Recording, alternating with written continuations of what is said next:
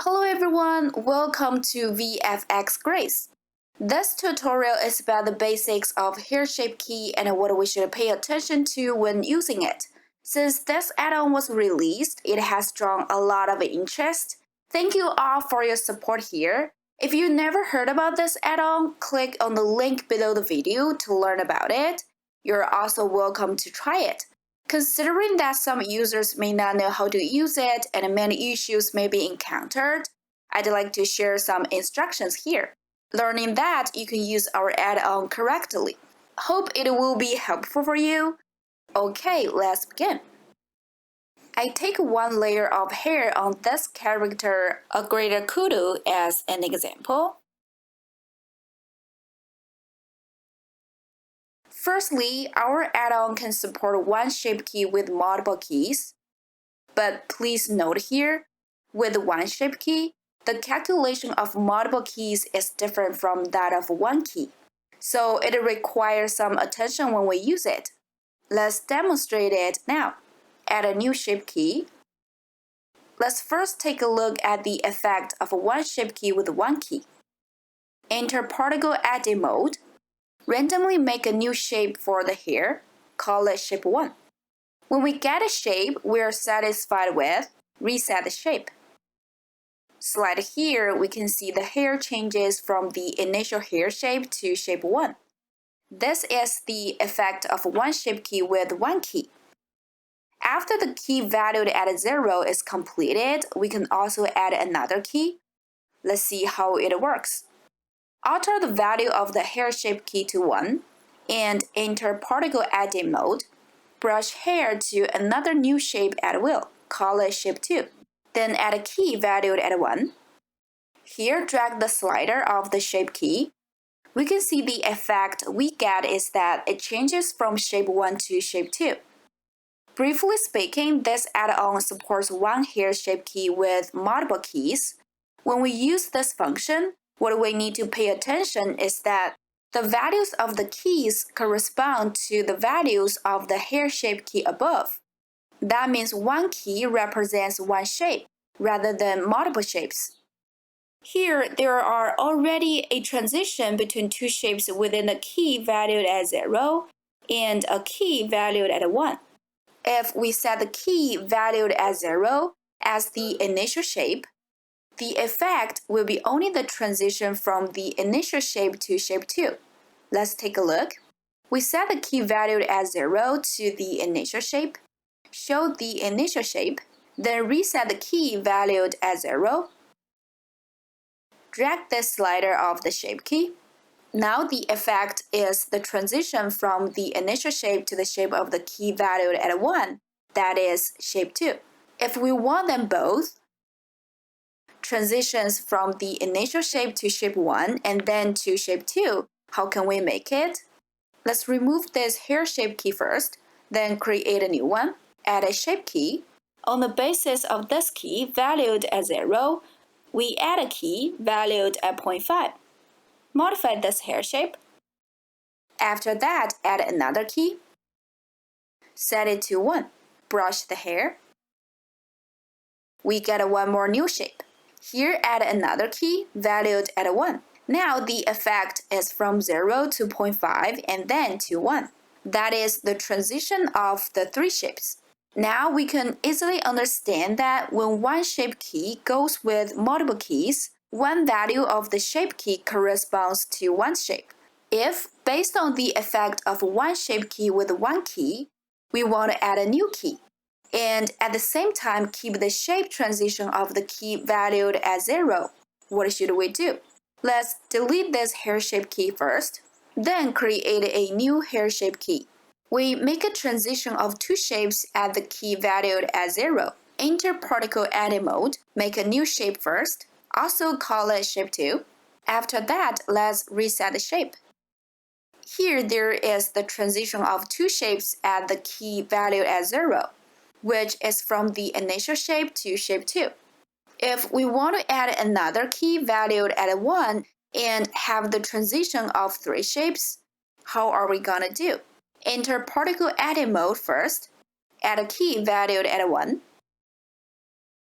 The effect we get is the transition from shape 2 to the lastly added shape of the key valued at 1. We lack the initial shape now, so we can separate the key valued at 0.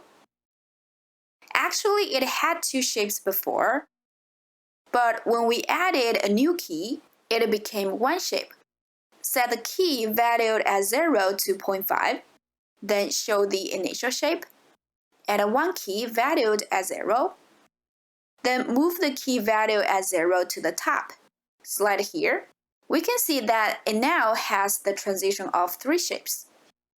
What we just did is to separate the key value at 0 into two keys. That is, we set the key value of the shape 2 to 0.5 and that of the initial shape to 0. The shape of the key valued at 1 is the lastly added shape. Just like this, we also got the transition of three shapes. Sum up here. When one shape key is used with multiple keys, the values of the shape key correspond to the values of the keys 1 to 1. When one shape key is used with one key, the transition of two shapes in one key is feasible. But if we add a new shape on the basis of that, we will only get the transition of the last two shapes, which is from the final shape of the key valued at 0 to the new shape of the key valued at 1. So much for the first point. Let's talk about the second one. Delete this shape key. Here we still need a basic shape key. Create a new one. Then added a random shape, still shape 1. Then add a new key. Now we have a transition from 0 to 1. This time, instead of multiple keys, we want to add multiple shape keys. Generally, we have two ways to make it. The first one is we added the shape first and then add a new shape key. The second is we add a new shape key first and then added the shape. But the results will be different. Let's see what we will get if we added the shape first and add the shape key after. Enter particle edit mode and create a new shape at will, call it shape 2. Then back to object mode, add a new shape key. Here the new shape key has a key valued at 0 by default, which has a transition of two shapes. Drag the slider, and we can see the transition between shape 1 and shape 2. Alright, delete this shape key directly. Before editing the shape, we add a new shape key first. Drag the slider. The key valued at 0 only has one shape, rather than a transition of two shapes. Then change it to 1, and added the shape. This is actually the correct operation. Add a key valued at 1. Now the effect is the transition from 0 to 1, which is exactly what we want.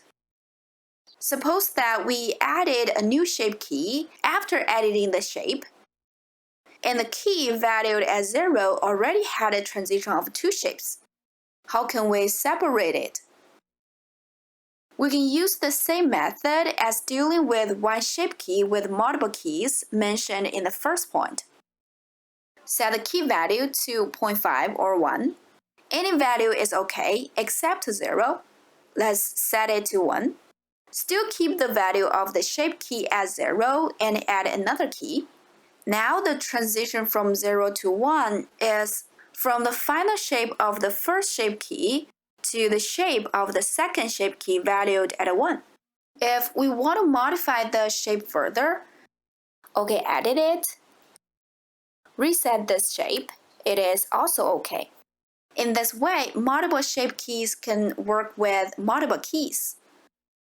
This is the second point we need to pay attention to. Then let's talk about the third one. Every added shape key is based on the final shape of the previous one. For instance, the initial shape of the second shape key will be the final shape of the first shape key. When we turn off the first shape key, the first shape key turns to its initial shape. Meanwhile, the initial shape of the second shape key also becomes the initial shape of the first shape key.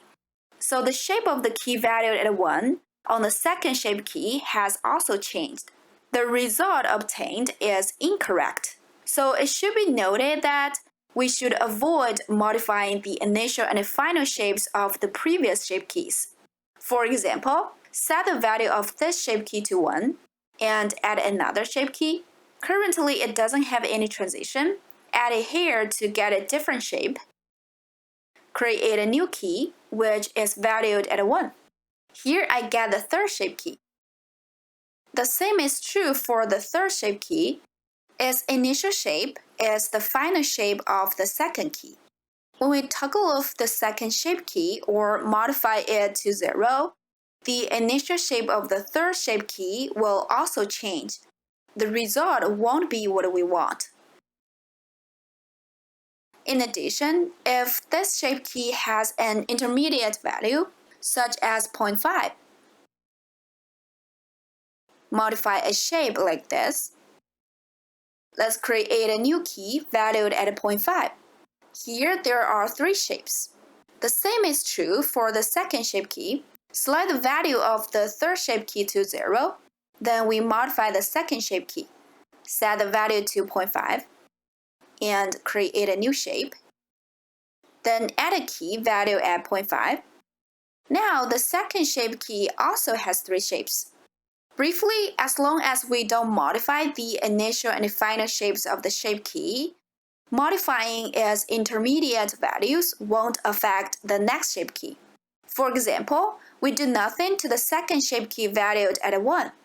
Set the value to 0.5. Add it here to get a different shape. And reset the shape. Now we have added a new shape in the middle with no change to the initial and final shapes. Let's turn on the third shape key now. Nothing has been affected. So what we need to note here is that a shape key is sort of related to its previous one. That is, the shape key is affected by the final shape of the previous shape key. So we'd better not adjust the order of shape keys.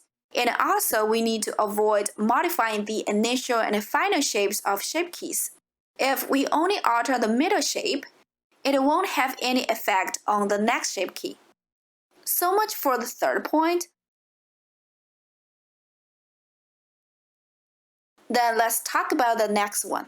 When we use multiple keys, no matter with multiple shape keys or one shape key, we need to keep the order of keys from 0, 0.5 to 1. Of course, we can manually adjust the order so it can look more organized, but that is up to your needs.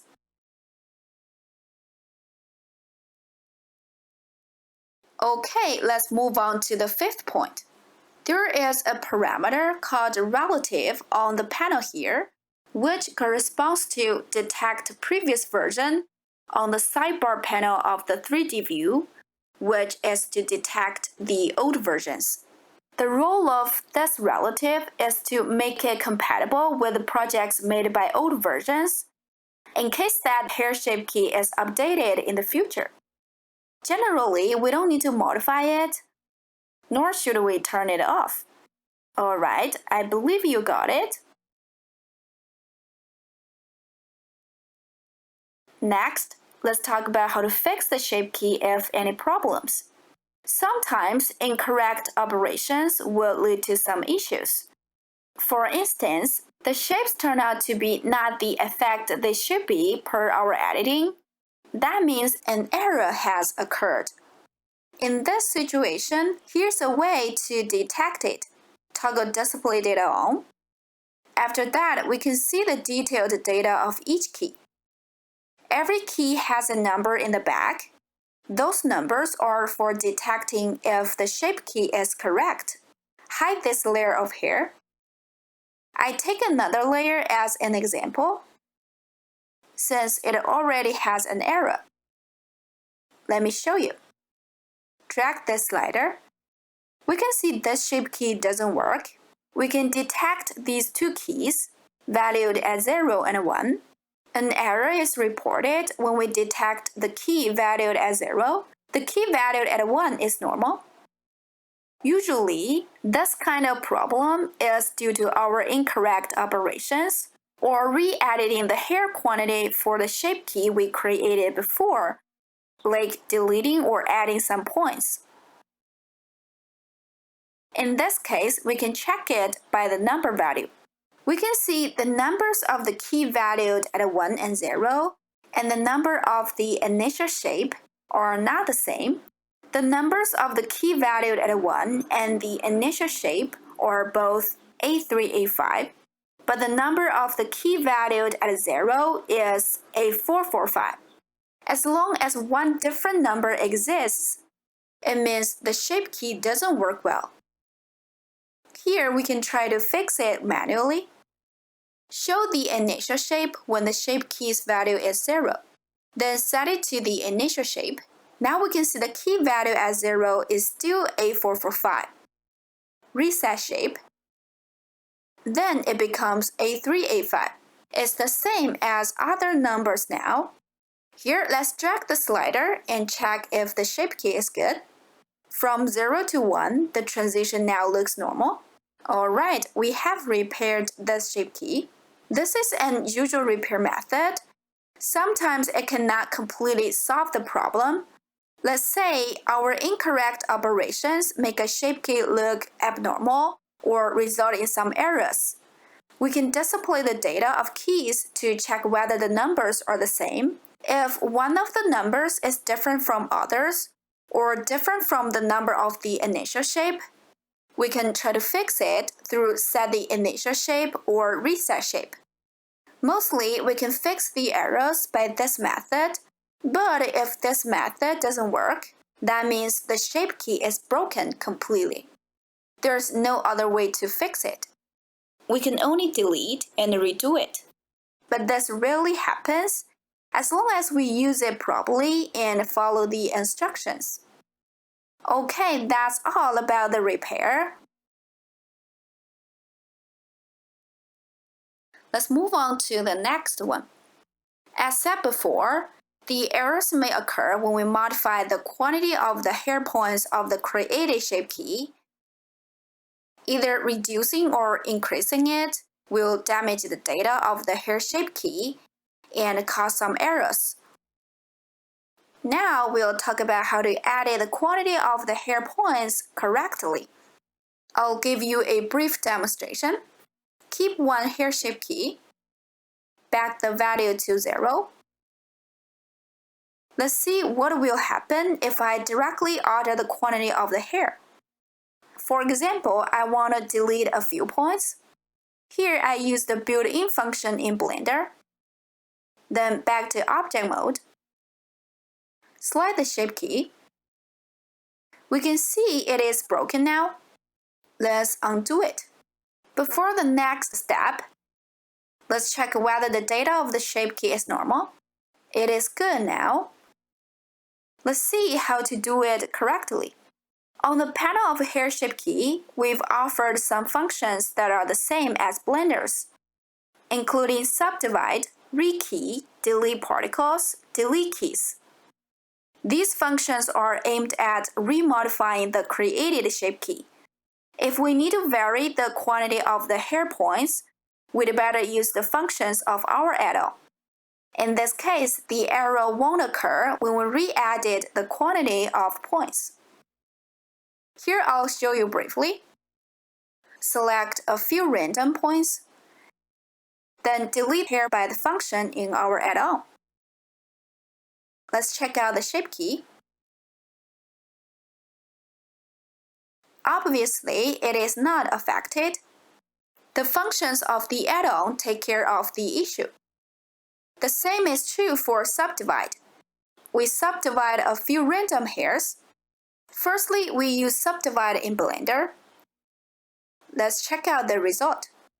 Back to object mode and take a look at the current shape key. Some errors occur. Undo it. Choose a few random points. This time, we do not use the function in Blender, but hair shape keys. Subdivide it a bit. We can see the shape has changed. Slide here to have a refresh. everything is fine.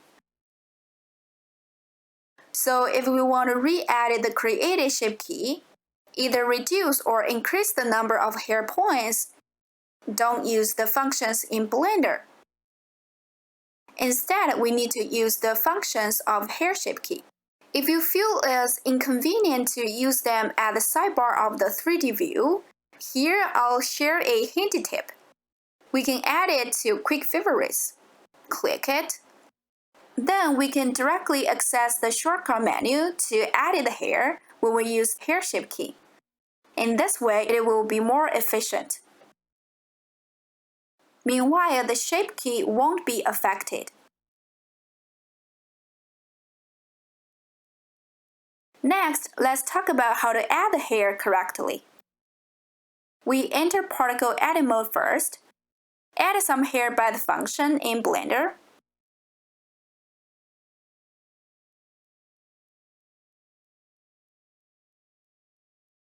Back to object mode. Drag the shape key and take a look. We can see now the shape key is broken. It's because we modified the quantity of the hair. Here we can also offer a solution to this issue. Undo it first. Alright. If we want to add some more hair for a shape key, similarly, we use Add Brush in Blender first and add some hair. After that, don't directly slide the shape key to take a look. Set the initial shape first. Then click here. There is an Update Edit Hair. Hit it. Now we slide the shape key. It is not affected. Maybe it's not very noticeable. Drag the shape key to 1. Display the activated shape of the key value at 1. Then enter particle edit mode. We can see the newly added hair does not have problems, but it always keeps the original shape. If we want to make it dynamic, we need to fix it manually. We added the shape key valued at 1 to the shape we want. Then reset the shape of the key valued at 1. Now the newly added hair can change with the shape.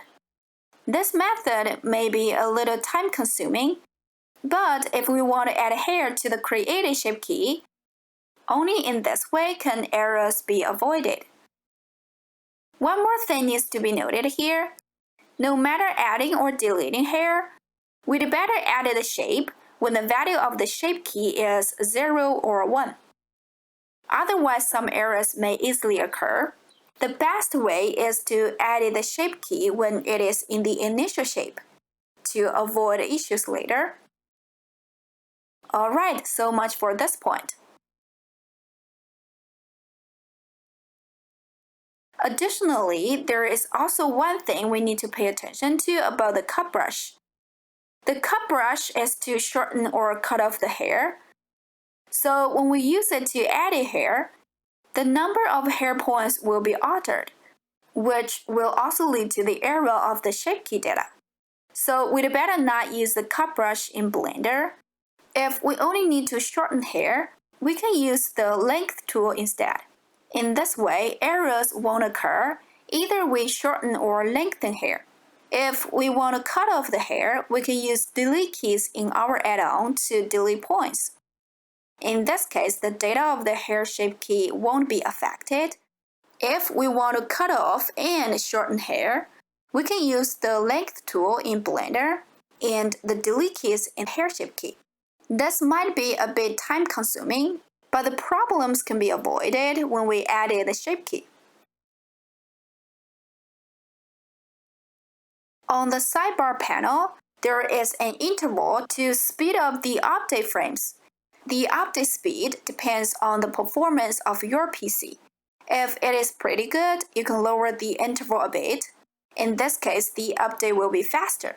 But it is not compatible with Blender 2.81 and above. There is Update All and Update Frame. When we animate the hair shape by the keys or a driver, it is not updated in time in the 3D view. We can check the current hair shape through them. If we just check the shape of a single frame, we can click Update All. The current shape will be updated. If we want to check the view frame by frame, we can toggle on Update Frame. Then the shape are updated frame by frame, and the view will be a bit frozen. Please note here, if it is not necessary to check the shapes of all the frames, or if there's no problem with the update of the shape, we'd better not enable the update frame. Otherwise, it cannot display smoothly in the 3D view. Next, let's talk about the driver, how to create it, and how to use it to drive hair correctly. Create a single bone. I will show you a brief demonstration. Add a shape key. Change the number to 1. Enter particle edit mode. Add the hair to a random shape. Then add a new key. Now we get a shape transition. Then we add a driver to this shape key. Hit Add Driver. Select Armature and Bone.